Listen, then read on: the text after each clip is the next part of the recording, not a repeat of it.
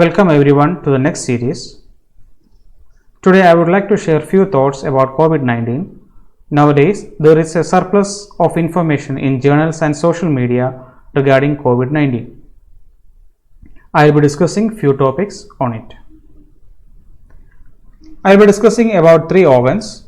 First, the lung. Second, renal issues. And third, the hematological issues, giving importance to the thrombosis. I have few disclaimers before going forward. First, COVID is a new disease. Our understanding about the disease is evolving, so jumping to a conclusion is not possible. Second, there is no time for RCT trials as of now. Most of the literatures are expert opinions, case series with lots of limitation. There is definitely a room of discussions. So basically this is an anecdotal idea. One thing I would like to mention is that there has been some relation between the H1N1 pneumonia ARDS pattern, especially in the ventilatory part. My opinion about the disease is prone to change once we get more information. One key message of the presentation is that treat individual pathophysiology, not the standard protocol. One uniform therapy or blanket therapy is not going to help you always. So keep updating about the disease. There is a lot of theories regarding the pathophysiology of COVID-19. There is some theory about the porphyria. This is a single author article which compared COVID with a high altitude pulmonary edema in the physiological part. This is a very good article by Gatteloni about the phenotype. And even we are seeing article asking whether it is a viral conspiracy or not. So as I said, we will be dealing in three organs. First we will go to the lung involvement. There is a lot of discussions about the timing of ventilation. Initially it was about the early intubation. Then discussions changed to ventilate or not to ventilate. There are several podcasts urged not to ventilate early. There are a lot of articles saying that protocol driven ventilation may harm than good. At the same time, there were discussions about early recognition and intervention, including ventilation, will be helpful. This article is mainly from China. Why is it so? Or why there is a lot of difference in opinion? Probably we are dealing with a disease with a wide spectrum of manifestation. We had a similar experience during the H1N1 epidemic.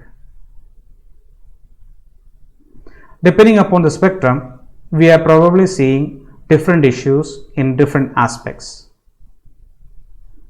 To get a better idea, we will go through the limited autopsy reports of COVID-19. This is mainly about the lung part. There are few autopsy studies in US, China and other countries.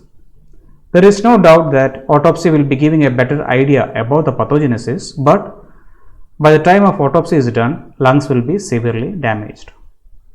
There is an article where the biopsy was done before the patient was symptom. Yes, before the patient was the symptom. The patients were admitted for biopsy for adenocarcinoma, which later turned to be having coexisting COVID-19. We are having a separate session on pulmonary pathology in our channel. You can go through it for a better explanation.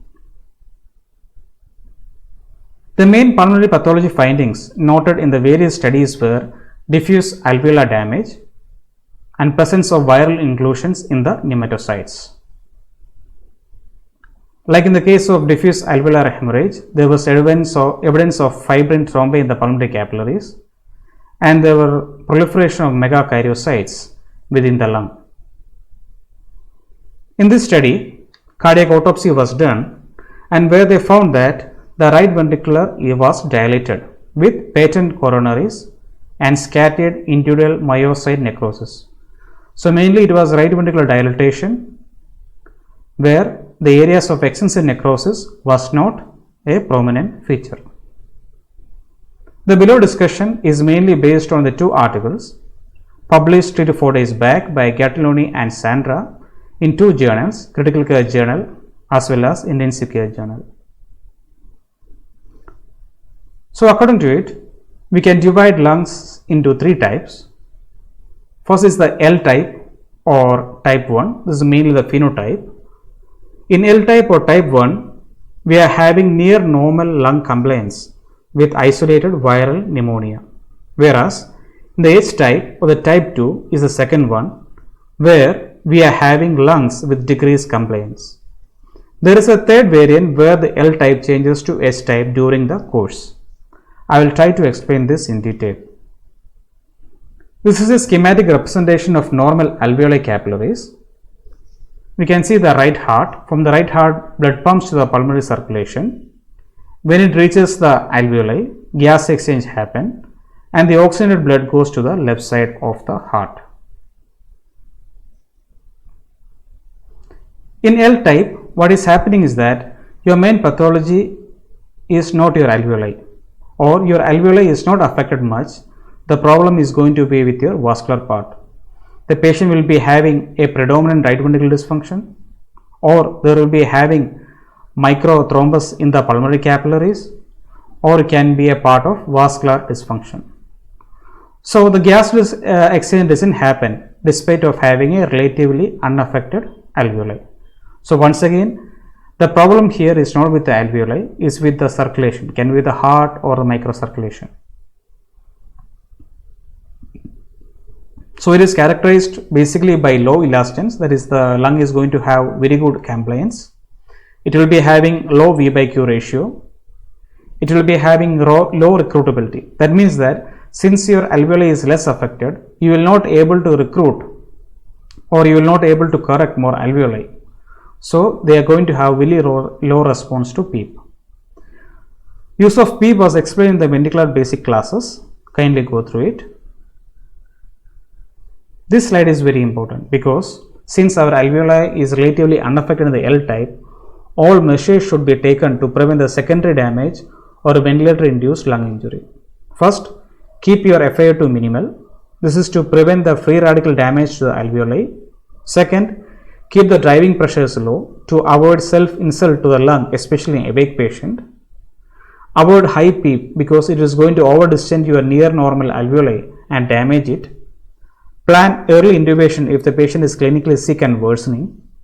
Maintain euvolemia. Don't overload your patient because that is going to flood your alveoli. And do echo regularly to assess the right ventricular function. Now, how to treat the L type of patient? This is mainly by increasing a V by Q ratio. Initially, the patient can be treated with CPAP or NIV, but there is a chances of high aerosol production. So, keep your patient in a negative pressure room. Second, keep an eye on the oxygen availability at the oxygen because the CPAP and NIV is going to have a lot of oxygen utilization.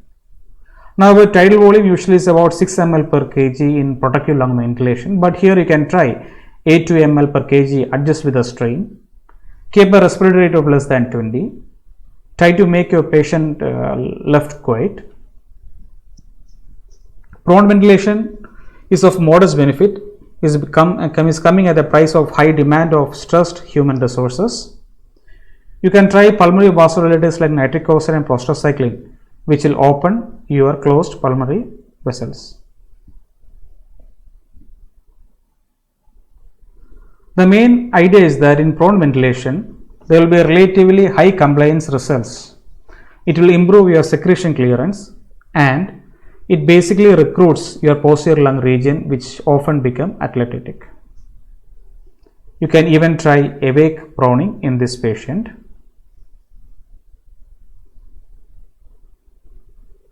And there are a lot of guidelines about awake proning in ARDS patient in COVID. You can go to the ICS guidance. And coming to the H type, here the problem is with your alveoli or the endothelium or both. One mechanism is the thickening of your inflamed endothelium. Here you can see the inflamed thickened endothelium. This will lead to the impaired gas exchange. This will lead to decreased oxygenation. Here the problem is with your alveolar epithelium. It is damaged, so it is going to hamper your gas exchange. Again, you will be having deoxygenation, or oxygen level is going to be in the lower side. Or it can be a problem with your alveolar space, which is filled with exudates or inflammation. Again, this will also decrease the gas exchange.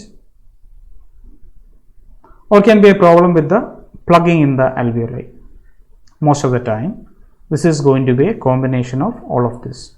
There is the endothelium, epithelium inside the alveoli, and as well as the plugging part. This will lead to deoxygenation. So H type is having high elastance, that is, it is having low compliance. It is having high V by Q ratio. The recruitability is on the higher side because the problem is with your alveoli, and you will be having high response to PEEP. So how to treat in H type? Can go for a early intubation. Don't strain your patient too much. Prone ventilation is going to be helpful. You can use high PEEP or low tidal volume. You can try alveolar recruitability. Pulmonary vasculitis may be helpful. In fluid, go for a conservative fluid management, that is, try to keep a patient dry, and go for active chest physiotherapy. So it is a basic usual ARDS stuff in H type. Now the most important thing is that how to recognize whether my patient is L or H type. The main modality is going to be your imaging. Here on the left side you can see the chest X-ray of a patient with L type, and the right you can see a patient with H type. So basically H type is going to have more opacities compared to the L type. This is CT where you can see the L type on the left side and you can see the H type on the right side. Again, if we compare both, we can see densities are more in the H type. And here we can see that the CT of the L and H type, both the L and H type are having same amount of oxygenation, but we can see the density is very bad in the H type. So apart from imaging, there are other measures also. This is not a hard and fast rule, but it might be helpful. You can check your compliance in the ventilator. If you are having high compliance, probably it is going to be an L type, and low compliance is going to be the H type. Shunting will be more in the L type, so you will be having a shunt fraction less than 1, that is EtCO2 by PaCO2 ratio. If you are looking, it is going to be less than 1. Response of oxygen is not going to be good, and inflammation marker is going to be very high in the H type, and the response of PEEP will be on the H type compared to the L type. So a high PEEP response, high inflammatory, better response to oxygen, more shunt fraction, and a low compliance is more of H type. This is the last thing we want to happen. We don't want to change our L type to H type. So this is very important.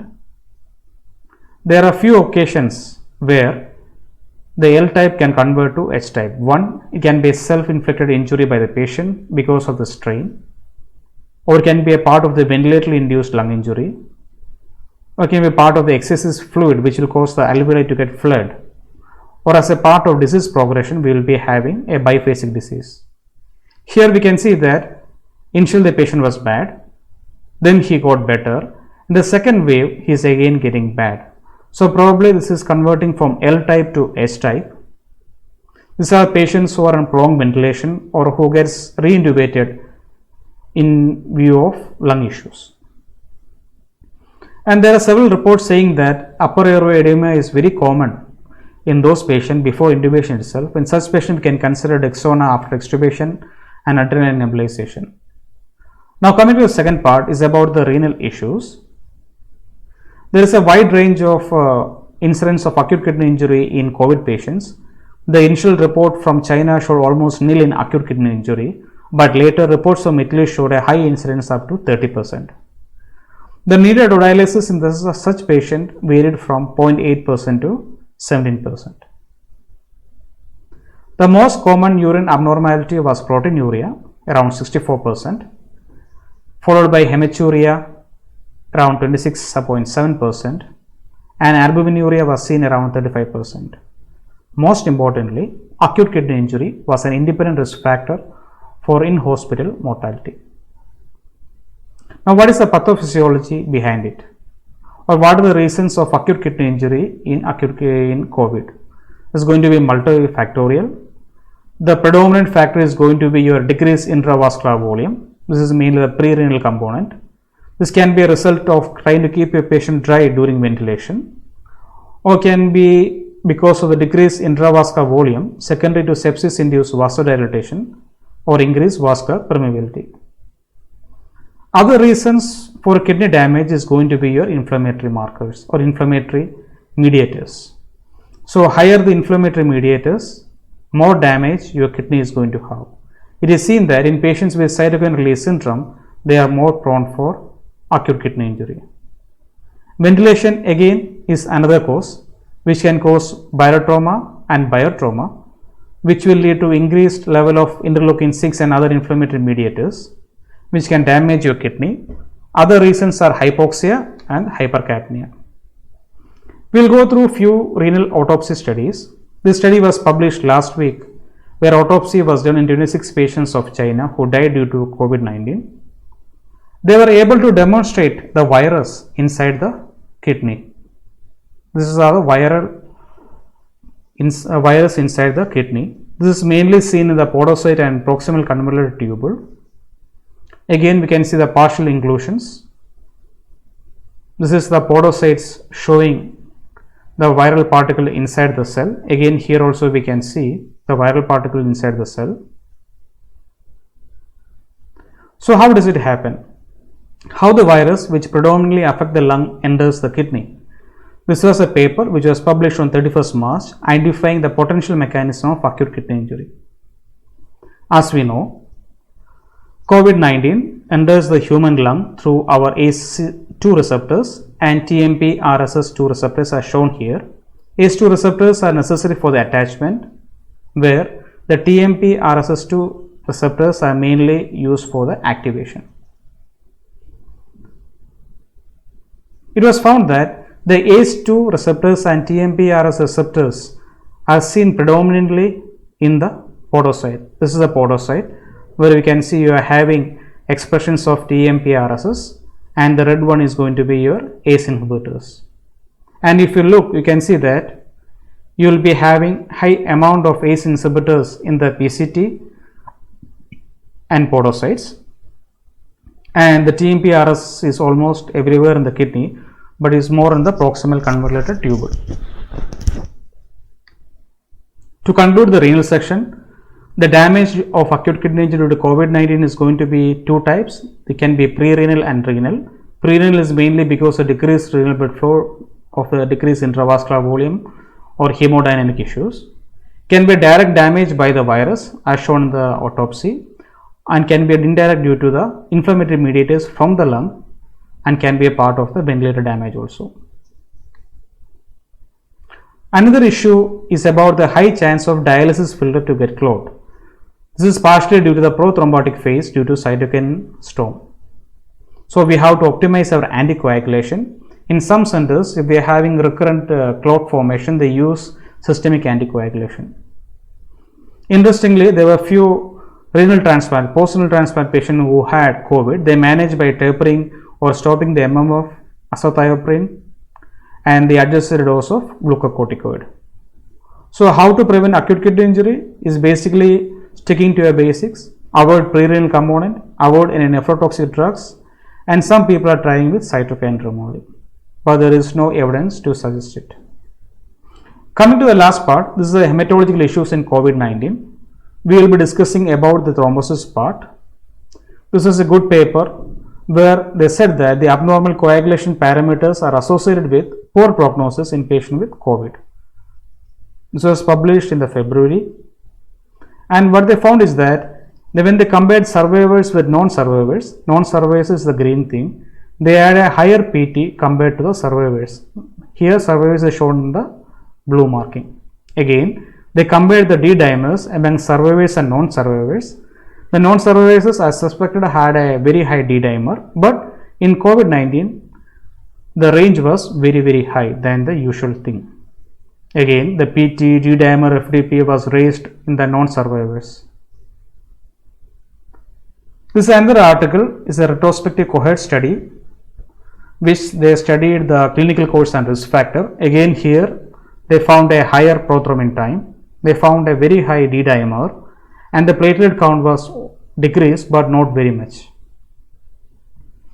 So is there a high incidence of thrombosis?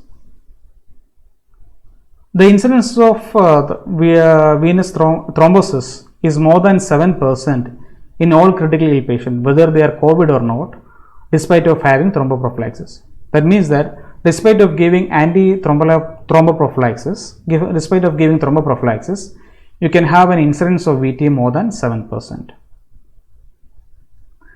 In COVID, there is a prothrombotic stage. There is no doubt we are having high interleukin 6, interleukin 1. Hypoxia can cause prothrombotic stage. They are endothelial dysfunction due to infection, and there are some unknown pathway like macrophages and urokinase production. This is mainly shown by the high filter clot in the dialysis filter as well as thrombosis in the lung biopsy. There are few case reports saying that they had patients with acute pulmonary embolism with COVID-19, but these are case reports.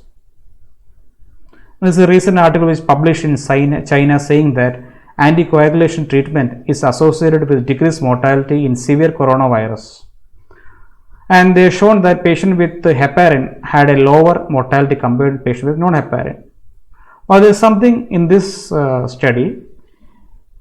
350 patients didn't had any thromboprophylaxis in the study. In China, the use of thromboprophylaxis is very low, and it's an observational study. Is basically a retrospective study. So coming to a conclusion is very difficult. But this article, which was published on 10 April 2020 at Netherlands, showed a very high incidence of thrombotic complication up to 30% despite of using thrombosis prophylaxis. This study is really worrisome. And they recommended even for increasing the prophylaxis towards a high prophylactic dose. Instead of going for 0.4 OD, they asked even going in 0.4 BD of enoxaparin. And few guidelines are there where they said you have to go for a thromboprophylaxis in such patients. So to conclude my study, I discussed about the lung, discussed about the renal pathology, and a little bit about the thrombotic part. The one key message is that treat individual pathophysiology, not the standard protocol. Thank you.